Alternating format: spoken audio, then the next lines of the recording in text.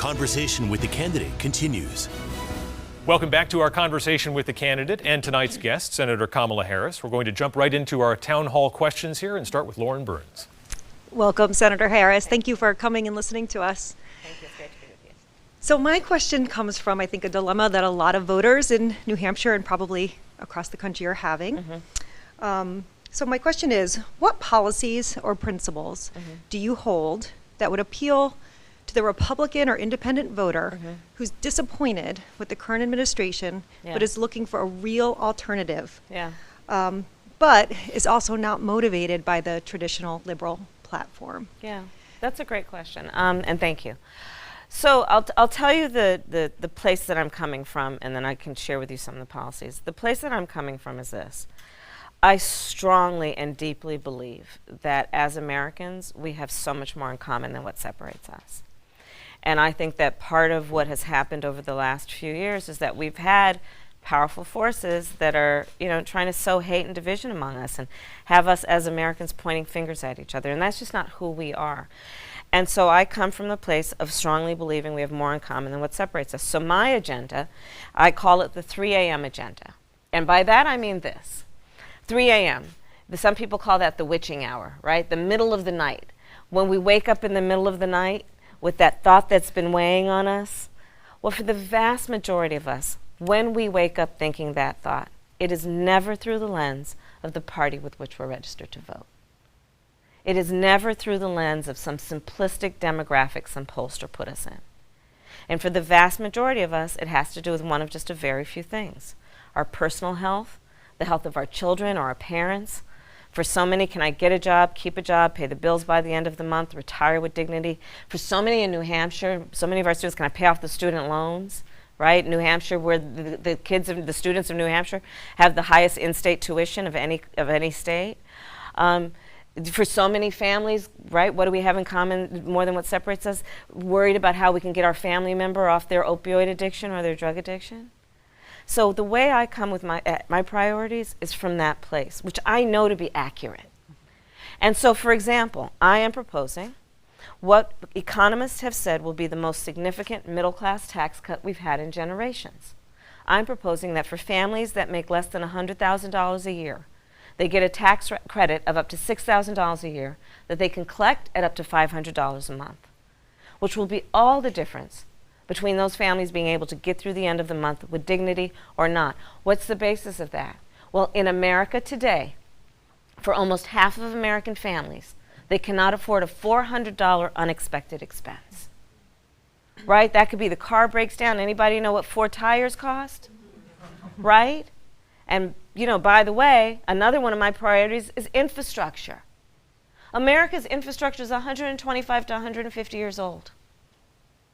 So we're talking about bridges and roads that are falling apart, not to mention what we need to do in building up an infrastructure around renewable energy and the climate crisis.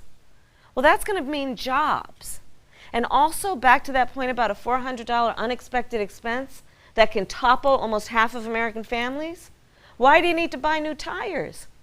Because all those potholes. But these issues are connected. These issues are actually directly connected. So my priorities, when elected, God willing, is to focus on the 3 a.m. agenda. What's keeping people up at night? A lot of people have ideas about how they're going to transform and upend. But for me, it's like, hey, we got to first just deal with the stuff that people are dealing with every day, because it's doable. And in a way that I think most people will agree, it's not even a bipartisan approach, it's a nonpartisan approach. So that's how I think about it. Thank you, Lauren. Next question comes from Nancy Friedholm. Hi, Nancy. Hi. Welcome. Thank you. Recent presidencies have made liberal use of executive orders in order to promote initiatives that might not be passed by Congress. Yeah. Many of this year's candidates are promising to take action within the first few days of office, which wouldn't give time for representatives to vote. If elected, how will you use executive orders? So I do plan to use executive orders and executive action, and in particular on the issues that have been around a long time for which there's been no movement. So I'll give you an example of one. What we need to do around reasonable gun safety laws. So I'll tell you that a lot of the issues that I think about, I often think about through the lens of a child. And I'll tell you why. I think that you can and should judge a society based on how it treats its children. So every day in America, our children, elementary, middle, high school students, are going to school when they have to have a drill, where they're taught about how they should crouch in a corner or hide in a closet in the event that there's a mass shooter roaming the hallways of their school. And our kids are literally experiencing trauma at the thought that this might happen. They're sitting in classroom when they should be opening their minds to the wonders of science and math or art, and they're afraid that someone might run in the classroom at any moment. So here's the thing. When that child goes home at night, after having that drill, and they're sitting down at the family table for dinner, they ask their parent, "Why, Mommy and Daddy, did we have to have that drill?" And the answer is, because the supposed leaders in Washington, D.C., over all these years of dealing with this issue, have failed to have the courage to act, have failed to have the courage to recognize that it's a false choice to say you're either in favor of the Second Amendment or you want to take everyone's guns away, have failed to have the courage to say, hey, fine if you want to go hunting, but we need reasonable gun safety laws in our country, including universal background checks and a renewal of the assault weapons ban. So here's my feeling about it. I am a former prosecutor. I have attended more police officer funerals than I care to tell you. I have held in my arms more mothers of homicide victims than I care to tell you. I have personally reviewed autopsy photographs. And when we ask about why Congress has failed to act, listen, it's not because we're waiting for the tragedy. We've seen the worst of human tragedies. It's not like we're waiting for a good idea. There are a whole lot of good ideas, including from my colleagues who are on that debate stage, most of which I support in terms of their ideas. It's about action. So on this point, I'll give the Congress more than a couple days. I'll give them 100 days after I'm elected to put a bill on my desk for signature. And if they fail to do it, I will take executive action. And in particular, put in place what will be the most comprehensive background check requirement. I will also require that the ATF, and we put resources in the ATF, to take the gun licenses of dealers who violate the law. You should know that 90% of the guns that are associated with crime are sold by just 5% of the dealers. We need enforcement. And then finally, by executive action, I will ban the importation of assault weapons into our country from foreign countries. And so the way I come at this issue is that there are certain matters that have just been around for a long time, and Congress continually fails to act, who's ever in the White House and who's ever in the majority. And so for some of these things, we just got to take action, and that's one example. Thank you. All right. Thank you, Nancy. Next question Thank you, comes from Nancy. Beverly Cotton. Hi, Beverly. Welcome to New Hampshire. Hi, it's Thank good you to for be being back. here. Thank you. Thank you. My interest is in you clarifying your position on health care. Sure. I'm wanting to know if it's private option, Medicare for all, some combination, and could you tell me the details of that, please? Absolutely right. Thank I you. am in favor of Medicare for all. I believe it is the best option. I believe that there is no question that right now we have Medicare for all. You know what that is? Our emergency rooms. Our emergency rooms. I was with a pediatric, it was a physician, a pediatrician who works in an emergency room. She said, Kamala, we've got Medicare for all. But when we're doing it in the emergency rooms, that means that these individuals have reached a crisis point, and it means it's really expensive to the American taxpayer. The other point, 91% of the doctors in America are in Medicare. So when, you know, the insurance companies, they've got powerful lobbyists, they've had a powerful campaign, ad campaign that's trying to convince the American family, you want to fight for your insurance company. No, you don't. You want your doctor. You want your doctor. You want that same doctor that gave birth to the first child to give birth to the third child. You want that doctor you've been going to that you trust and you know and you've spent time talking about your families over the years. Well, 91% of the doctors are in Medicare. In fact, the ones that are not are mostly those that are like doing cosmetic surgery and some pediatricians. But we can fix that and get everybody in. But 91%. So unlikely you're going to lose your doctor.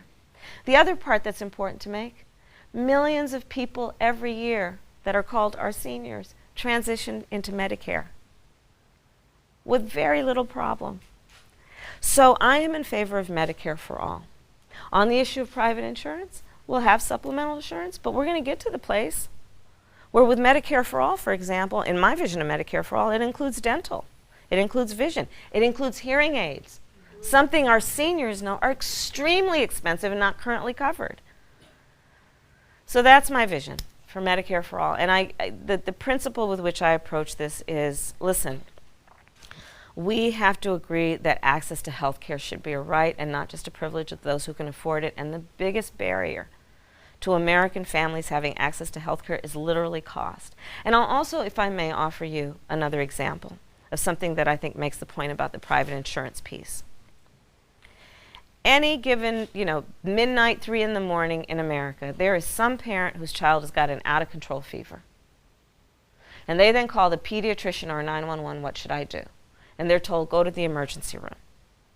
So they put the baby in the back seat of the car, they drive to the hospital, they're sitting in the car looking at those sliding glass doors of the emergency room, one hand on their baby's forehead. Why are they paused?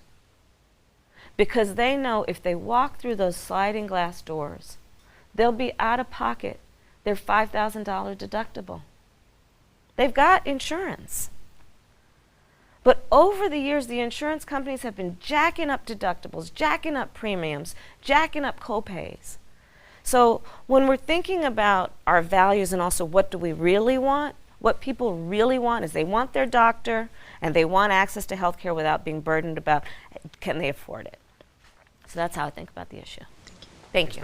Next question comes from Leanne Kluger. Hi. Thank you. Hi, Leanne. Welcome. Thank you. It's good to be with you. Senator, what initiatives will you take to resolve issues at our border, specifically relating to child separation from parents, and also to please supply supplies to immigrants that will help them be safe and healthy? Yeah, thank you. You're welcome. And your question makes the point, right, which is that we should be thinking of this through a number of lenses that include being humanitarians and understanding that we're talking about children, we're talking about parents.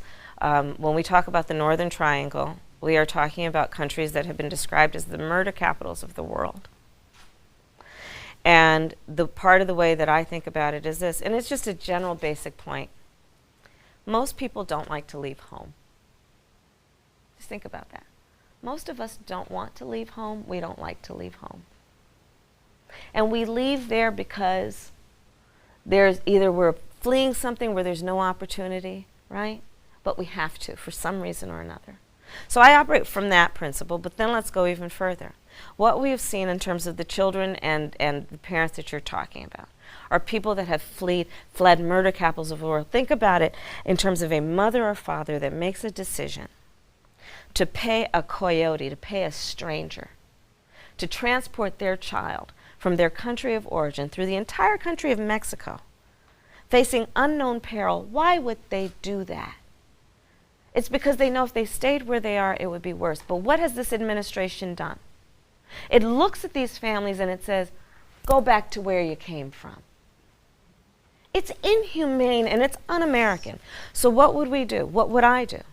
Well, first of all, we have to have a legitimate process about hearing their cases and giving them a legitimate opportunity to seek asylum. When we constructed the laws of our nation, we imagined that these things will happen, that people from foreign countries will arrive here fleeing harm. So we put in place a process. Well, let's honor that process. The other thing is these private detention facilities. So after the debate that we had the last time in Miami, the next morning I drove down to a place in Florida called Homestead. And in Homestead, Florida, there is a private detention facility that currently, at least as of last week, houses 2,700 children. So I'm a member of the Senate Intelligence Committee. I'm a member of the Senate Homeland Security Committee. That private detention facility is being paid with your tax dollars. I was with other members of Congress. They would not let us in. So then not being deterred, I walked down the road and climbed up a ladder and looked over the fence. And I will tell you what I saw. I saw children lined up single file based on gender being walked into barracks. And what you should know is that some of them have parents that were literally on the other side of that fence saying, please let me be with my child. It's inhumane. So private detention facilities, one of the first things I would do as president is shut them down, and I'm going to tell you why. Let's talk about the business model.